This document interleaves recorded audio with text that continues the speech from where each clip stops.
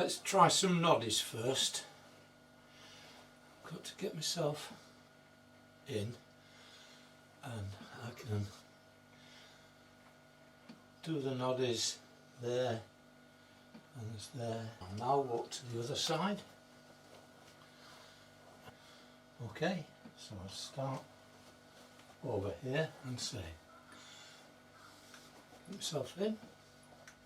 Right. Language, Michael. Don't swear. Every time I switch the camera on, the phone rings. Right, don't get too close, Michael. Okay, come on then. Hi, my name's Mike, and I make videos in my allotment. The UK is in the second week of lockdown, and there is not a lot going on at the plot due mainly to the weather.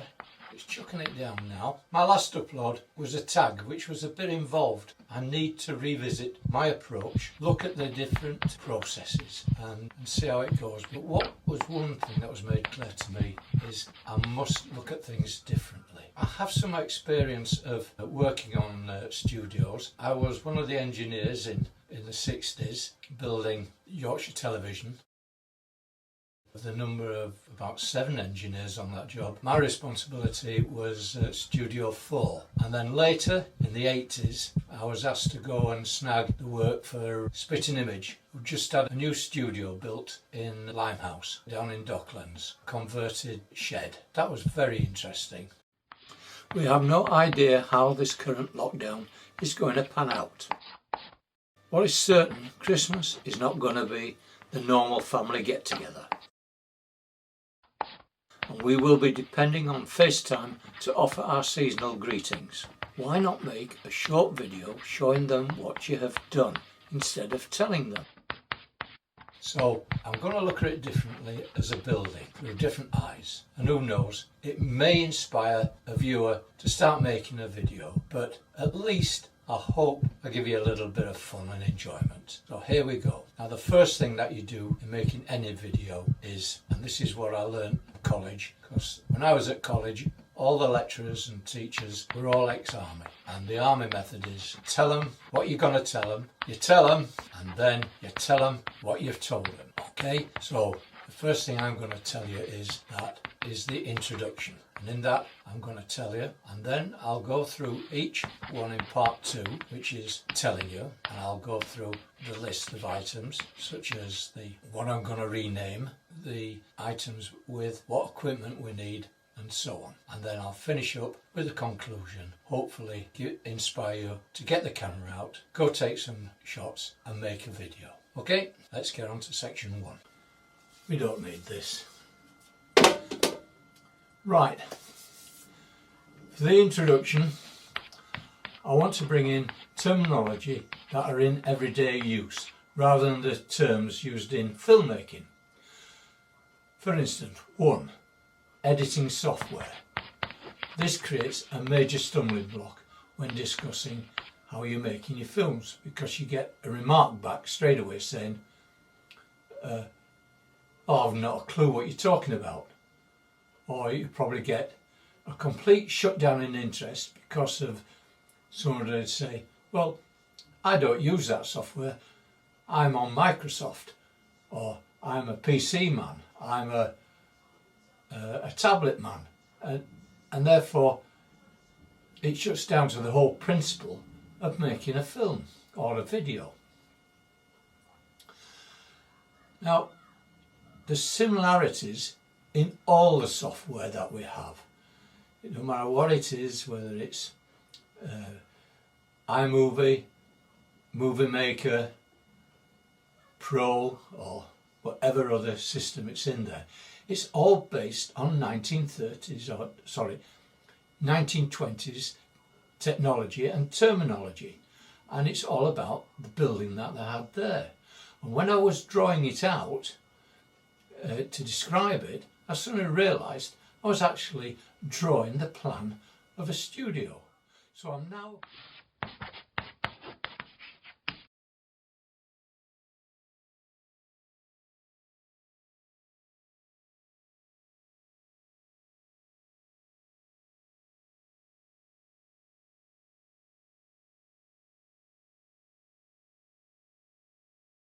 of a studio. So I'm now not going to use any of those words, but I'm going to use words that you and I know what they mean without looking up a dictionary. For instance, a cinema. We all know what a cinema is. But I'm going to start with the word software. Instead of using software, I'm going to say studio or film studio.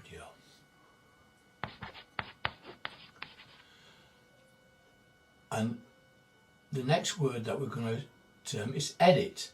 Now, edit, even the film producers admit that it's the wrong word. Edit suggests cutting, destroying, throwing onto the edit room floor, which in actual fact, what it really is putting together the film. In other words, assembling. So when we talk about editing, I want you to use the word assembling. And that goes then to the cinema. I've mentioned the cinema, which is in software, could be called the viewer. What does the viewer mean? Is it a spy hole that you look through the door to see on the other side? No, it's a cinema. It's somewhere you go, you sit down and you watch the film. And that's what happens in the software, or should I say, the studio. Then we've got the timeline, and that's the name that it's often called in most softwares, but in actual fact the timeline is the place where you assemble the film or the clips. So we'll call that the assembly shop or the assembly room or the assembly bench, but we'll use the word assembly. Then we've got the media panel. That can mean, again, anything, but in our instance the media panel is where the film clips go. It's a file, where the files are kept. We know what files are, we know what a filing cabinet is. So the media panel is in actual fact a filing room with filing cabinets within it. And then we come to the one that really turns people on or off, and that's the A and the B roll. I'm never going to use that. You won't hear that word again now. That's completely out.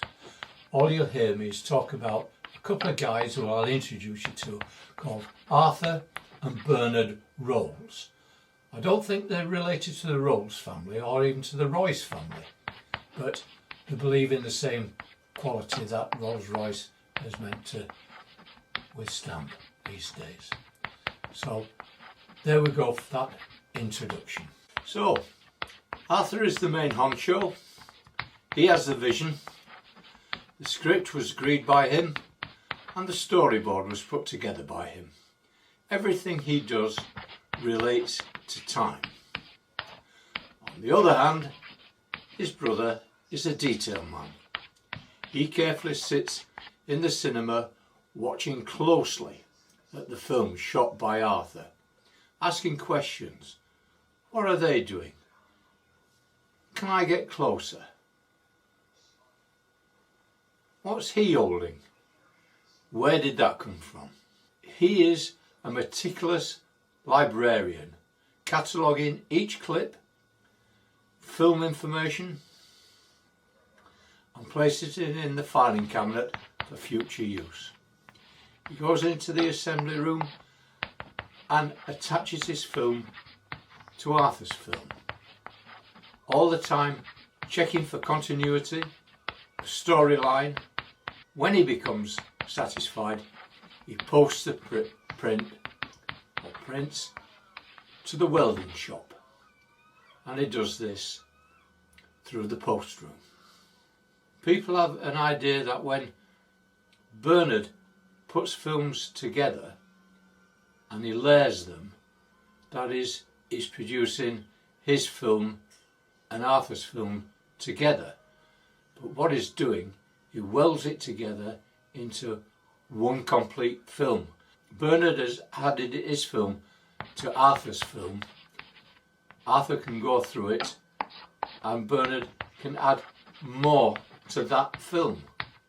because it becomes a single strip again. Does that make sense? We'll wait and see. This 15-second scene is built up from 6 separate assemblies, 2 put together by Arthur and 4 by Bernard. Each is 2.4 seconds long, plus transitions. Footnote: all the transitions were made in Keynote. Before I continue with section 2, just a word about using the blackboard. This solves the problem of mind closure in demonstrating using a particular video software. The blackboard reduces the information down to its lowest common denominator, which is a blackboard. Okay, section 2, devices. You can't make a video without a camera, so which one? Well, it's the one you already own, and it's probably your mobile phone, and there's nothing wrong with mobile phones. The second point about whichever you use, whether it's a mobile phone, a video cam, a laptop or anything, your device which you use to download the information has got to be compatible. That is really essential. What you don't want to be doing is going through a converting operation. It wants to go straight from your camera into the computer or device, laptop, mobile phone. So that is important. MP4. If you're using a Galaxy, it probably goes in AV1 or AV3. You're not messing about changing. Alright?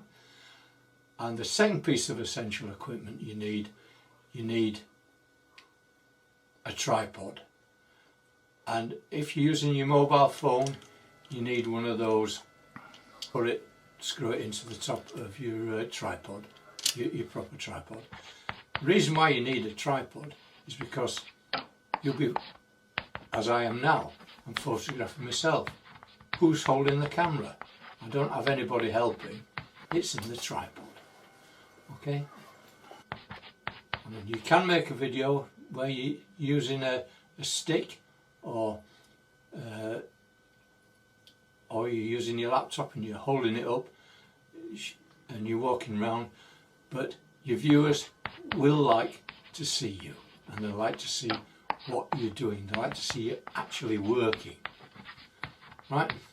So that's the equipment that you need.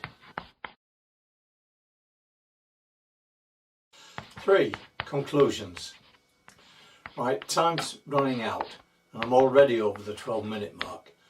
I hope I've given you a different way of looking at making a video using my altered vision and new eyesight. And I think I have, and at least with the added bonus of learning how to draw a picture in chalk using Keynote with no artistic skills required has been enlightening. It was certainly an exercise of the mind, and we discovered my structure of a video, the terminology I used. What terms would you include? It's how I or Arthur and Bernard assemble these clips onto YouTube. Feel inspired? Then go out there and take a load of clips on your camera. Say enough for 6 minutes of film, and you'll require a lot more than 6 minutes of clips. And as a guide, I've shown this calculation of how to get the number of clips. But basically, I use about 15 shots. That's including what Arthur films and what Bernard uses. Just got to remember that the interest span of a human being is roughly about 9 seconds, and 6 is a good one to aim for. So, you know, a 6-minute clip is 240 seconds. So you could probably get 8 scenes out of that, incidental shots. Okay, well I hope you like the video. If you do, a thumbs up would be good. And if you've not already done so, please subscribe or press that bell. It just leaves me to say bye. See you next time when we'll probably discuss the walking through the studio. I think that's of interest and that's quite enlightening.